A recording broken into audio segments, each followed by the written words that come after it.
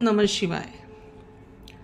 शिवभक्त हो, सर्वांना माहिती आहे की 13 तारखेपासून म्हणजेच 13 ऑगस्टपासून श्रावण मासारंभाला सुरुवात होत आहे. श्रावणास सुरुवात होत आहे. आपण गणपतीला दुर्वा वाहतो, विठोबाला तुळस वाहतो, तर शिवशंकराला बेलपत्र आपण अर्पण करतो. जशी दुधाने शिवशंभूला आपण स्नान घालतो, महादेवाच्या पिंडीला स्नान घालतो, त्या स्नानानंतर बेलपत्र वाहणं हे खूप महत्त्वाचं आहे. आता बेलपत्र का अर्पण केलं जातं किंवा बेलाचे झाड लावले तर किती पुण्य मिळतं आणि बेलपत्राशिवाय पूजा अपूर्ण मानली जाते. बेलपत्राला धार्मिक महत्त्व काय आहे? शिवपूजेमध्ये बेलपत्राचा का वापर केला जातो? बेलाचे झाड आपल्या घरात लावणं हे खूप शुभ आहे, कारण बेलाच्या झाडामध्ये त्रिदेव असतात. ब्रह्मा, महेश, विष्णू हे बेलाच्या मुळात ब्रह्मदेवाचा वास असतो. मध्यभागी विष्णू विराजमान असतात आणि वरच्या बाजूला स्वतः महेश असतात. बेलाचं झाड हे शिवस्वरूप असं मानलं जातं. केवळ त्याच्या दर्शनाने पापांचा नाश होतो. बेलाच्या झाडाला प्रदक्षिणा घातल्यास सर्व तीर्थांना प्रदक्षिणा घातल्याचे पुण्य प्राप्त होते आणि म्हणूनच बेलाच्या झाडामुळे परिसर शुद्ध, पवित्र आणि आरोग्य संपन्न राहते. जसे तुळशीच्या झाडाला महत्त्व आहे, तसंच बेलाच्या झाडाखालीसुद्धा शिवपार्वती अभिषेक, पूजा केल्यास, अनुष्ठान केल्यास, जप तपश्चर्या केल्यास अधिक फलदायी ठरते. बेलाच्या झाडाखालनं जर एखादं प्रेतही गेलं तरी त्या व्यक्तीला मोक्ष मिळतो असे म्हणतात. एखाद्या व्यक्तीने बेलाचे झाड लावले तर त्याचे संगोपन संवर्धन केल्यास 1 कोटी शिवालय बांधल्याचे पुण्य प्राप्त होते असं पुराणात सांगितलं आहे. आता बेलपत्राला भगवान शिव शंकराच्या पूजेमध्ये का बरं विशेष महत्त्वाचे स्थान आहे? तर 1 बेलपत्र अर्पण केल्याने सुद्धा महादेव प्रसन्न होतात, म्हणून त्यांना आशुतोषसुद्धा म्हटलं जातं. बेलपत्र तसेच श्रीफळ म्हणून ओळखलं जातं. हे फळ अतिशय उपयुक्त आहे. ज्या झाडावर ते येते त्याला शिवद्रुम असं म्हणतात. बेलवृक्ष हे समृद्धीचे प्रतीक आहे, तसेच अत्यंत पवित्र आणि समृद्धी देणारे आहे. शिवपुराणानुसार श्रावण महिन्यात सोमवारी शिवलिंगावर बेलपत्र अर्पण केल्यामुळे कोटी कन्यादान पुण्याचे सुद्धा लाभ मिळतात. बेलपत्राने शिवलिंगाची पूजा केली की गरिबी दूर होते, सौभाग्य लाभते. शिवपुराणामध्ये बेलवृक्ष लावून संपूर्ण कुटुंब विविध पापांच्या प्रभावापासून मुक्त होत असतं आणि म्हणून बेलपत्राला अतिशय महत्त्व आहे. ज्या ठिकाणी हे बेलवृक्ष आढळतात त्या स्थानाला काशी तीर्थाप्रमाणे पूजनीय आणि पवित्र मानलं जातं. या बेलाच्या झाडाची पूजासुद्धा केली जाते. या ठिकाणी अक्षय उपासना केल्यानंतर अक्षय पुण्य प्राप्त होतं. बेलपत्र हे शंकराचा आहार मानला जातो आणि म्हणून भक्त श्रद्धेने त्यांना म्हणजेच महादेवांना, शंकराला बेलपत्र अर्पण करतात. शिवपूजनासाठी बेलपत्र हे अतिशय महत्त्वाचं आहे. शिवलिंगावर बेल अर्पण करून महादेव लगेच प्रसन्न होतात. बेलपत्रांशिवाय भगवान शिवांची पूजा पूर्ण होत नाही, परंतु बेलपत्रात फक्त 3 पानं असणं आवश्यक आहे, तरच ते बेलपत्र शिवलिंगावर चढवण्यास पात्र असतं. बेलपत्राला 3 पानं फार गरजेची आहेत. चुकून 2 पानं असतील तर ते बेलपत्र भगवान शंकरांना वाहायचं नाही. बेलपत्र भगवान शंकरांना अतिशय प्रिय आहे. भांग, धोत्र्याचे फूल, बेलपत्राने प्रसन्न होणारे महादेव हे एकमेव देव आहेत.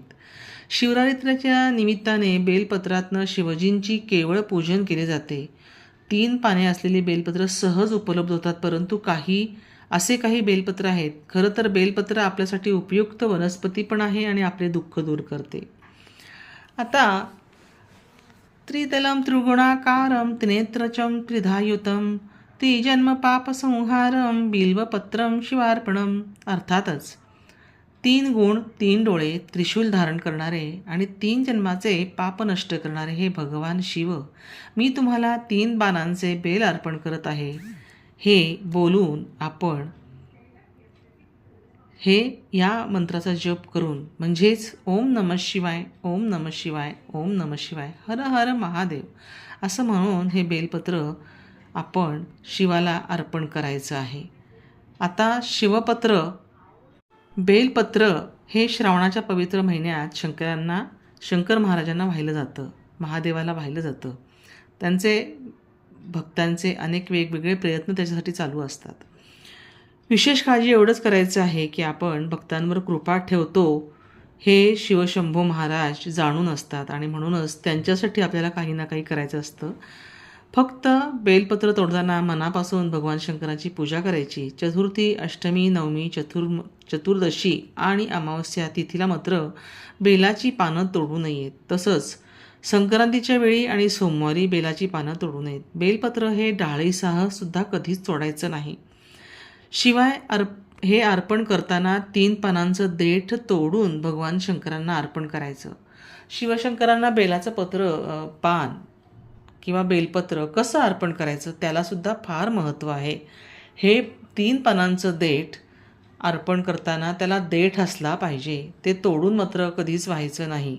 त्याचप्रमाणे जरी समजा बेलाची पानं ही कधीही शिळी मानली जात नाहीत.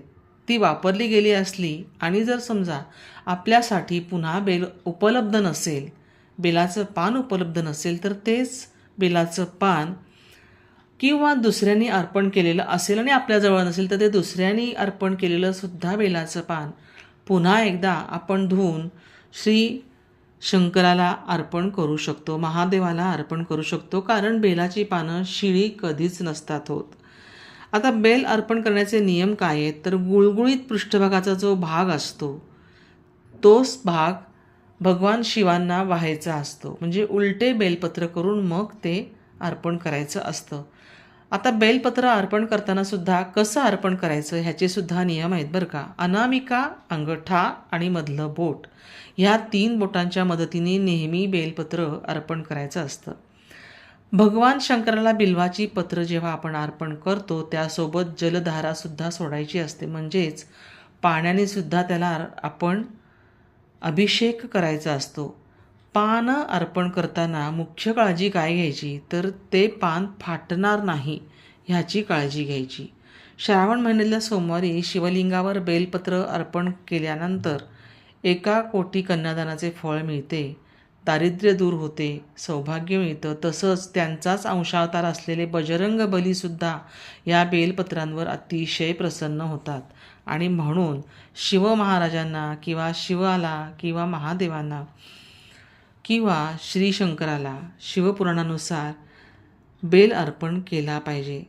जर घरामध्ये बिल्वाचे झाड असेल म्हणजेच बेलपत्राचे झाड असेल तर विविध पापांच्या प्रभावापासून तुमची मुक्ती होते. ज्या ठिकाणी हे बेलवृक्ष असतं तिथे काशी तीर्थ आहे असं मानलं जातं. त्यामुळे त्या लोकांना अगदी अक्षय पुण्य मिळतं. तेव्हा शिवाला बेलपत्र अर्पण का करायचं, महादेवाला बिल्वपत्र का आवडतात, या सगळ्या तुमच्या प्रश्नांची उत्तरं या एका सारांशामध्ये तुम्हाला मिळालेली आहेत. तुम्ही हा व्हिडिओ पूर्ण ऐकल्याबद्दल खूप धन्यवाद. हीच माहिती तुम्ही सगळ्यांना सुद्धा शेअर करा म्हणजे त्यांना देखील ही माहिती मिळेल. आणि तुम्ही नवीन असाल तर चॅनलला सबस्क्राईब करा आणि कमेंटमध्ये हर हर महादेव लिहायला अजिबात विसरू नका. श्री हर हर महादेव. श्री स्वामी समर्थ.